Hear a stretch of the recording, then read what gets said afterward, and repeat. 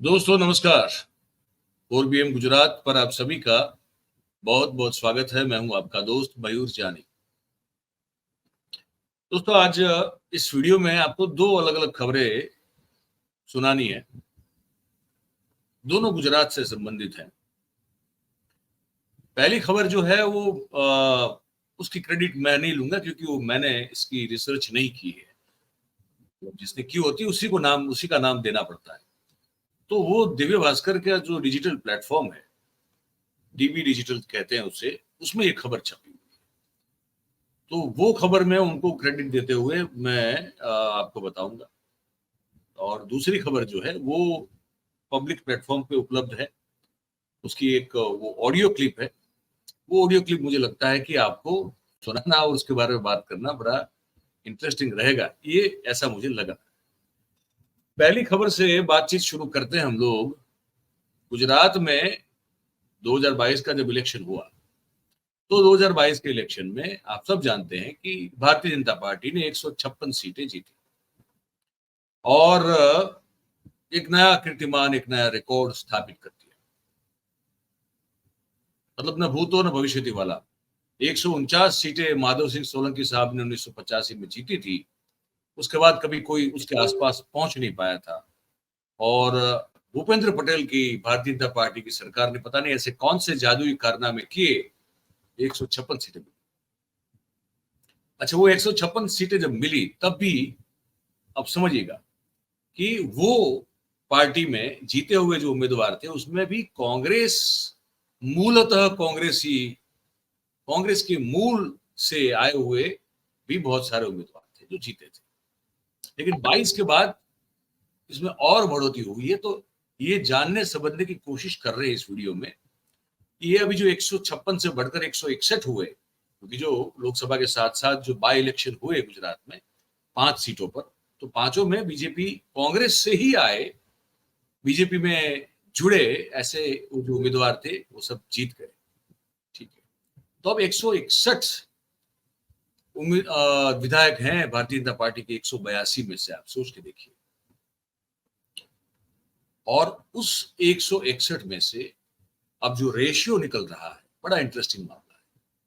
हर सातवां विधायक जो है, उम्मीदवार विधायक, 161 में से हर सातवां विधायक वो मूलतः रूप से कांग्रेस का है।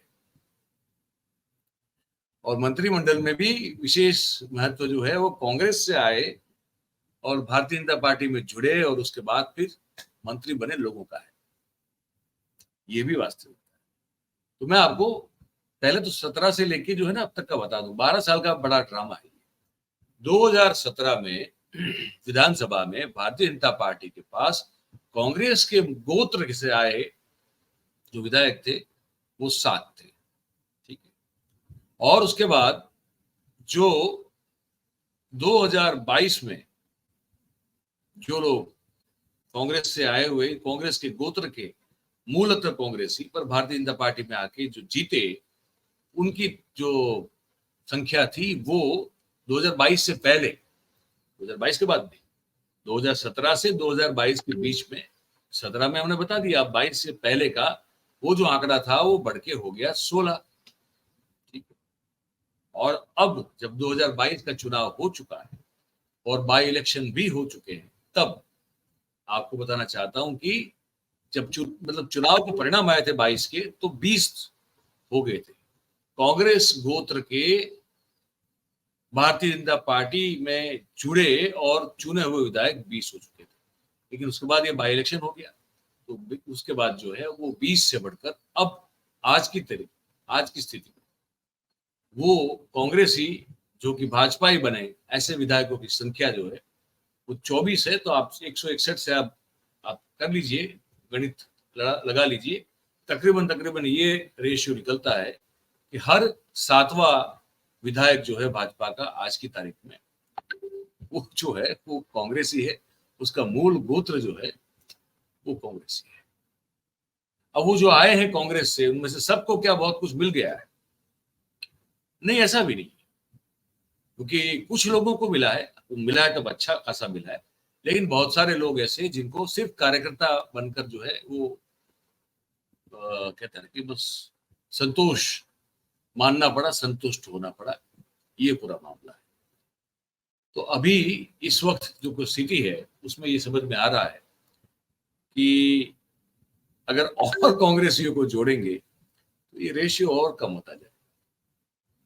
भारतीय जनता पार्टी के जो ओरिजिनल वर्कर्स हैं उनका, तो भाजपा जो है वही एक समय आएगा कि अगर यही हाल रहा तो भाजपा जो है पूर्ण रूप से कांग्रेस युक्त हो जाएगी।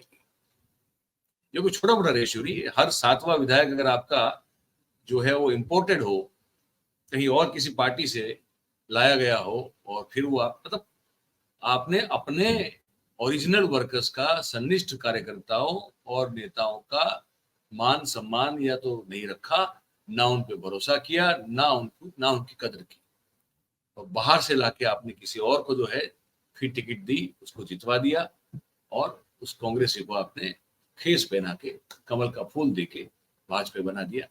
तो ओरिजिनल जो है वो क्या करेंगे? वो तबला बजाएंगे क्या? ढोलक बजाएंगे? क्या करेंगे वो लोग? या मंदिर में वो घंटा बजाएंगे? क्या करेंगे? वही कर रहे हैं।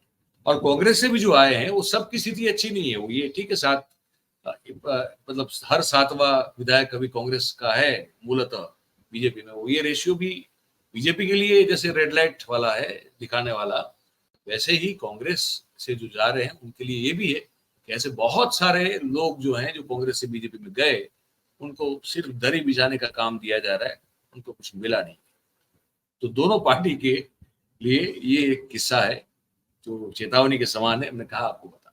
अब दूसरी बात, भाई हमारे गुजरात के एक समय के बड़े ही कद्दावर मंत्री, डेप्यूटी चीफ मिनिस्टर, नंबर 2, सालों तक नंबर 2 रहने वाले कैबिनेट में नितिन पटेल साहब, जो उत्तर गुजरात से आते हैं, कड़ी और महसाणा से।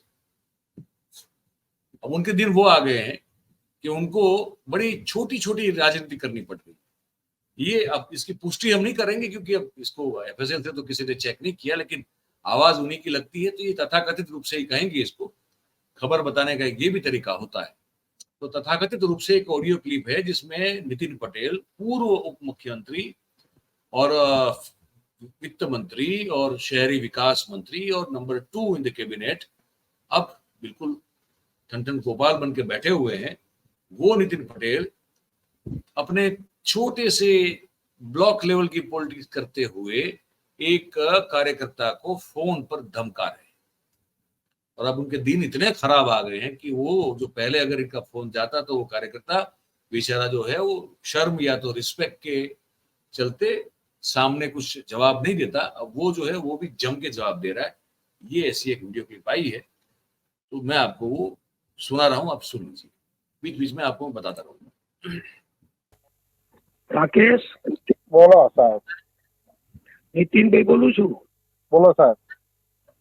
तारा बाप दादा नु मैं कोई बगाड़્યું છે લ્યા?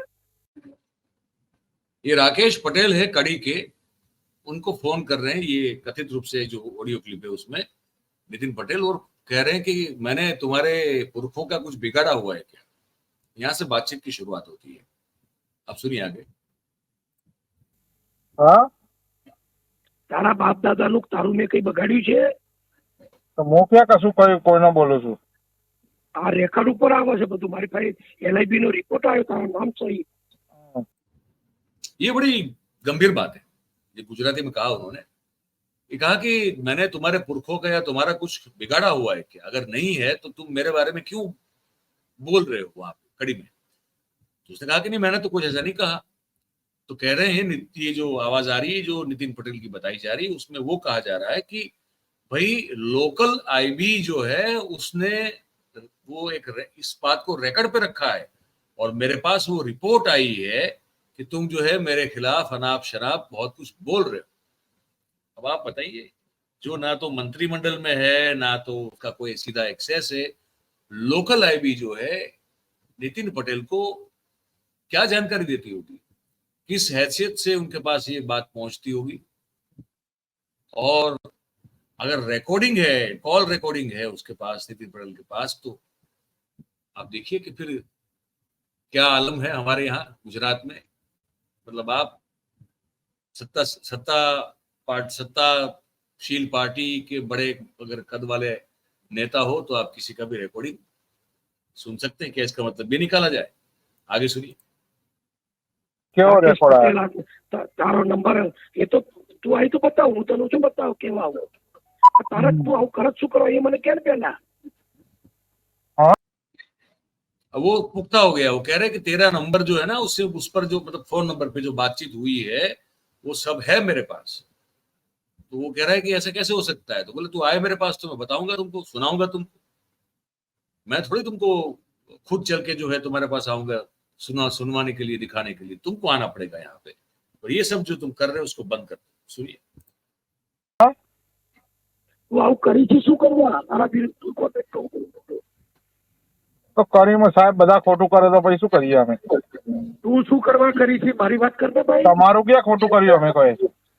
તો પછી તો તું કરીનો ધણી છે આ તો બોલતા નથી એટલે મણિપુરનો છોકરો સમજીને બોલતા નથી તને બધું હુપી દીધું છે મેં। ये कह रहे हैं कि भाई तुम क्यों अनाप शनाप कुछ भी बोले जा रहे हो? जो हमारे पास रिकॉर्डिंग है, हमको LIB ने दी है, लोकल LIB ने हमको बताया। तो वो फिर राकेश पटेल की आवाज जो जिसकी बताई जा रही है वो कह रहा है कि भाई कड़ी में तो हर कोई जो है वो गलत कर ही रहा है, तो इसमें कौन सी नई बात है? तो नितिन पटेल की आवाज जो बताई जा रही है वो कह रहा है कि तुम क्या कड़ी शहर जो है उसके तुम मालिक बन बैठे हो क्या? मणिपुर जो इसका बगल में गांव है, बोले वहां का तुम लड़का हो, इसलिए तुमको हम जो है कुछ कहते नहीं थे अब तक।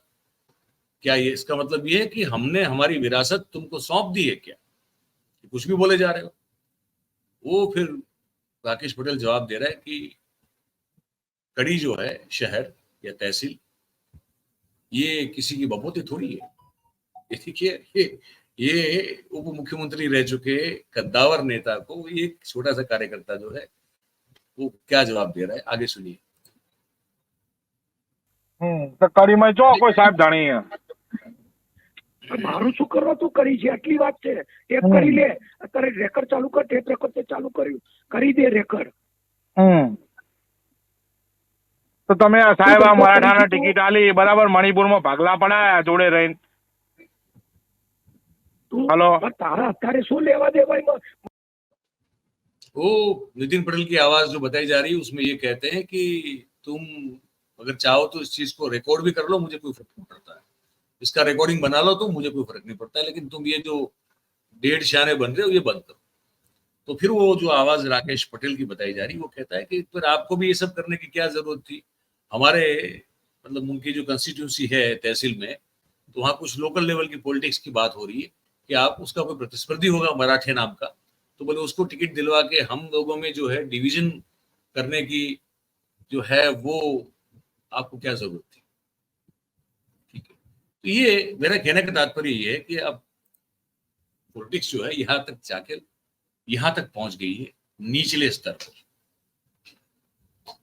उप मुख्यमंत्री को अब इतनी छोटी छोटी हरकतें भी करनी पड़ रही है और उसके कारण फिर जो बड़े छोटे कार्यकर्ता होते हैं वो उनका एक तरह से कहे तो बेइज्जती भी कर रहे हैं। तो ये बातें आपको बताने की हमने बता दी, अब आपकी मर्जी। हम इस ऑडियो क्लिप की सत्यता की पुष्टि नहीं करते, लेकिन जो बताया जा रहा है, जो चल रहा है सोशल मीडिया में, तो इसकी कभी किसी ने अब तक, कल से लेके अब तक जो है इस पर नितिन पटेल ने ये भी नहीं कहा है कि ये मेरी आवाज नहीं है। तो खैर ये बताना था, आपको बता दिया। ये चल रहा है गुजरात में, है ना। आपकी टिप्पणी है इस पर, आप हमको राय, प्रतिक्रिया, सोच जो भी है लिख के हमको कमेंट बॉक्स में बताइएगा। और आपको अगर ये बात पसंद आई हो, खबर अच्छी सच्ची लगी हो, तो फिर इस वीडियो को लाइक करें, इस वीडियो की लिंक को आप हो सके उतना शेयर करें, और हमारा जो चैनल है 4 PM गुजरात उसे आप सब्सक्राइब करें और अपने आसपास के लोगों से करवाएं। ये छोटी सी रिक्वेस्ट करते हैं, रोज मान लीजिए इसको, है ना। बहुत बहुत धन्यवाद करेंगे आप सभी का हमारे साथ इस कार्यक्रम में जुड़ने के लिए। Thank you very much. नमस्कार।